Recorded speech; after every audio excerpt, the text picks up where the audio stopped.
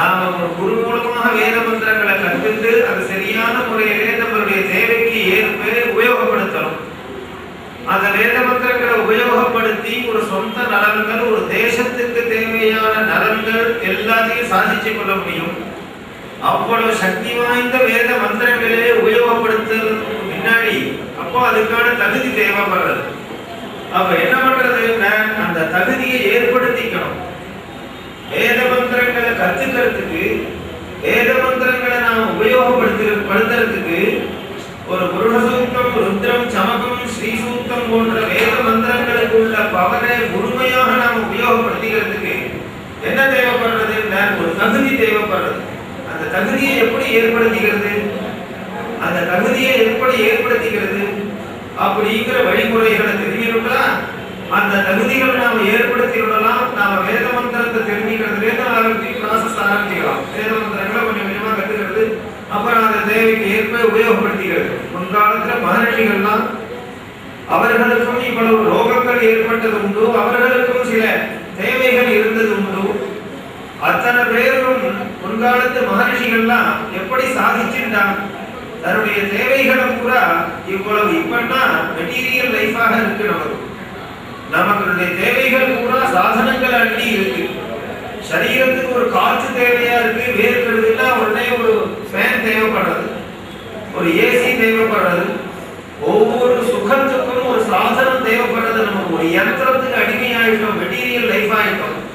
முன்காலத்திலே காட்டில வாழ்ந்ததான மகர்ஷிகள், சின்ன ஒரு ஓலக்குடிசை கட்டின்னு வாழ்ந்த மகர்ஷிகள், அவர்கள் தன்னுடைய தேவைகளை என்னமாக நிறைவேற்றி கொண்டார்கள். அவர்களுக்கும் வியாதிகள்லாம் வந்தது, ரோகங்கள்லாம் அவளுக்கும் உண்டு, பசிதாகங்கள் அவளுக்கும் உண்டு.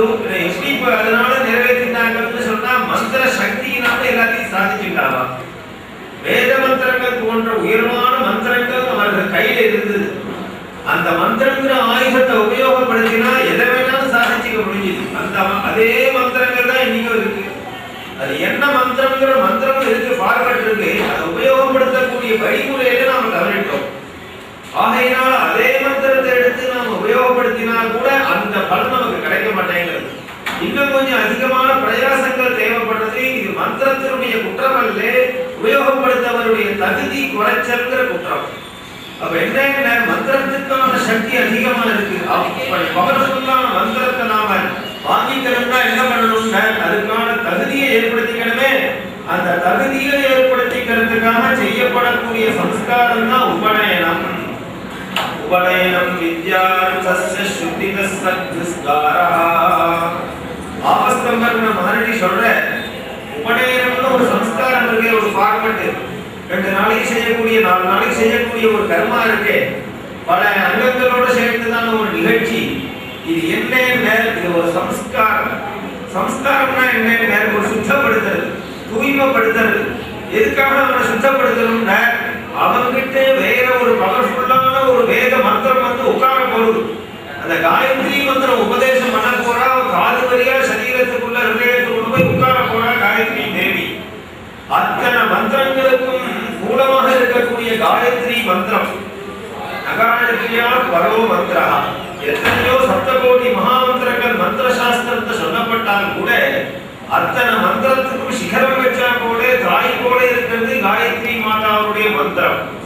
ஆகையினால்தான் காயத்ரி மந்திரம் உபதேசம் ஆகாம எந்த மந்திரமும் உபதேசம் பண்ணக்கூடாது. அப்படிப்பட்ட காயத்ரி மந்திரம் உபதேசம் ஆகி சரீரத்தில் போய் உட்காரணும்னா அந்த இடம் சுத்தமாக இருக்கணும், காமக்ரோத பூயிஷ்டமாக இருக்கக்கூடாது. ஆகையினால வராத ஒரு இடத்துல நாம உட்கார்ந்து வைக்கிறோம்னா முதல்ல அந்த இடத்தை கிளீன் பண்ணிட்டு நல்ல ஆசனத்தை போட்டு உட்கார்ந்து வைக்கிறோம்.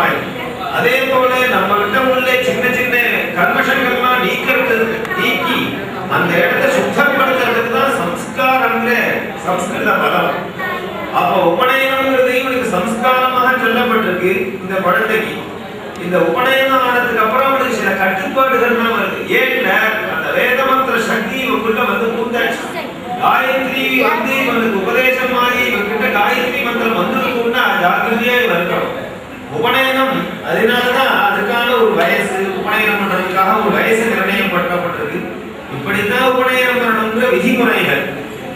என்ன 16 வயசுக்குள்ளே பூணல் போடணும். 8 வயசுல இருந்து ஆரம்பிச்சு 16 வயசுக்குள்ள போடணும்னு ஒரு கட்டுப்பாடு. ஏன் அப்படி வச்சாங்க?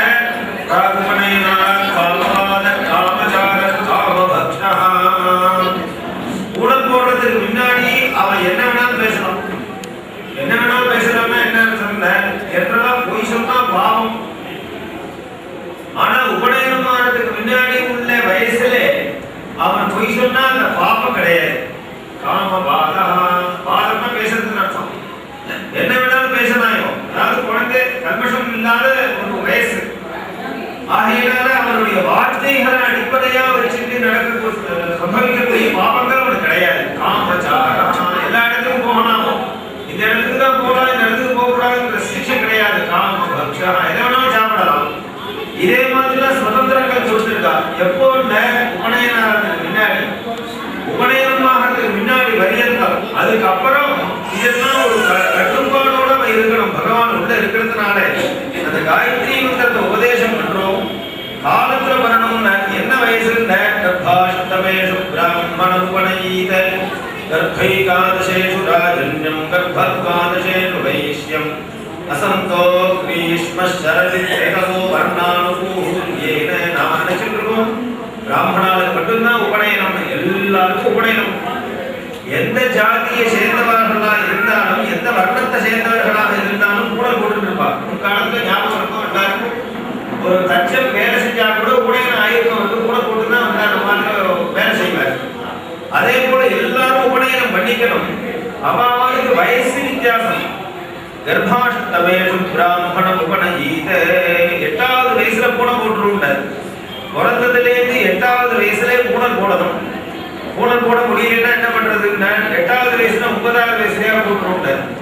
அப்போ மினிமம் 8 வயசு, மேக்சிமம் என்ன வயசு? 14 வயசுக்குள்ள போடணும். 16 தாண்டி பூனை போட்டாங்க பிரயோஜனம் இல்லைன்னு. அந்த பூனல் புது சொரிஞ்சிக்க வேணா உபயோகப்படும். வேற அந்த பூனல்ல ஒன்றும் இருக்காது. சாதிக்கு வந்து மாட்டிக்கலாம், நாயன காலம் மாட்டிக்கிற மாதிரி வரிசையா எல்லாத்தையும் மாட்டிக்கலாம். அதனால 16 தான் மேக்சிமம். எதுக்காக அப்படி சொன்னாங்க? 8 வயசு பூனை போடுன்னு சொல்லியிருக்கு.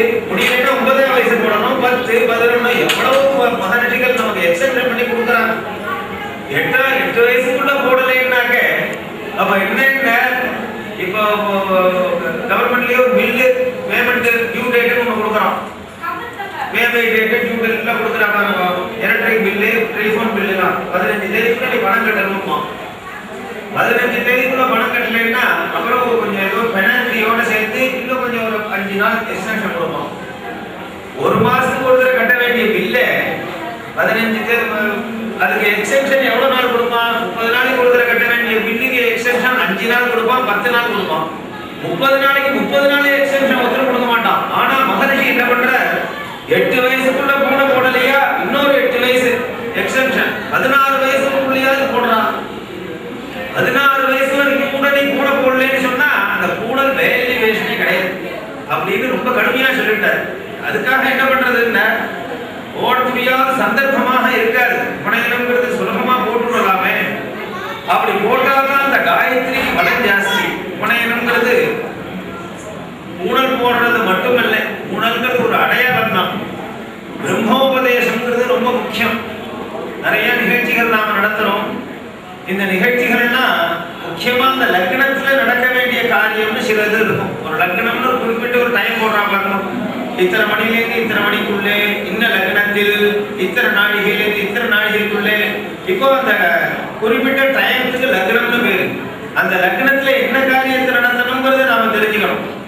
அந்த லக்னத்தில் நடத்த வேண்டியது என்ன காரியம்? ஏன்னா தொடர்ந்து நடந்துட்டு இருக்கு. இப்ப நீ சாயங்காலம் ஆரம்பிச்சது 4 மத்தியானம் வரைக்கும் உடனே நடக்க போகுது. அப்ப அந்த லக்னத்துல செய்ய வேண்டிய